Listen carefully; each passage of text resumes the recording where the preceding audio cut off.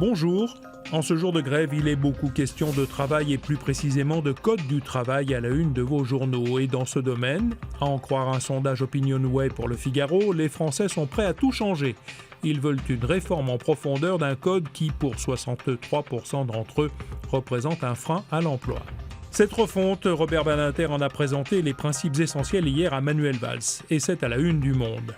Pour l'ancien ministre de la Justice, le respect des droits fondamentaux doit être la première exigence du droit du travail.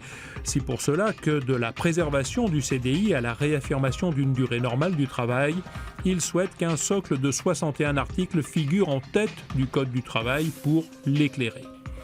Réformer, oui, mais jusqu'où, s'interroge La Croix. Pour Marie-Lise Léon de la CFDT, il faut maintenir des règles communes et faire en sorte que les salariés connaissent leurs droits. Pour Thibault Langsat du MEDEF, la durée du travail doit être définie par l'entreprise. Et justement, l'éternel débat sur les 35 heures revient sur la table. Les Échos soulignent le geste de Manuel Valls en faveur des PME. Le Premier ministre veut faciliter le passage au forfait jour dans les entreprises de moins de 20 salariés. Et pour valider les accords d'entreprise, il souhaite donner la parole aux salariés par le biais du référendum.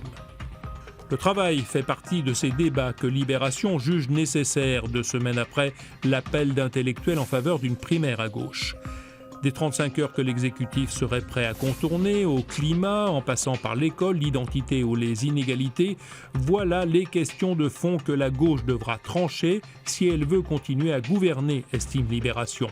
Thomas Piketty déploie ses idées pour plus de justice sociale, en partant du principe que les réformes promises mais non tenues tuent l'idée même de démocratie. Voilà une phrase qui doit résonner chez les Républicains où, à l'image de Nicolas Sarkozy, on s'est lancé dans un grand exercice général d'autocritique en vue de 2017, comme le relève Le Monde. Chacun y va de son mea culpa sur ses erreurs passées. Un pari risqué pour l'historien Christian Laporte. Pour lui, aucun politique n'est parvenu par ce biais à modifier la perception de l'opinion sur son action.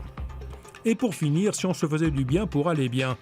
Afin de combattre la déprime en cette journée qui promet d'être galère, Aujourd'hui en France nous propose des petites recettes du bonheur scientifiquement prouvées et efficaces.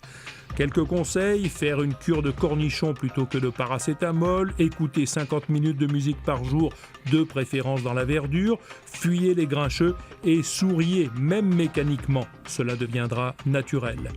Pour vous aider, regardez Plantu à la une du Monde. François Hollande, marqué par son voyage en Inde, propose des pistes de réflexion ou d'action sur les 35 heures. Bonne journée à tous.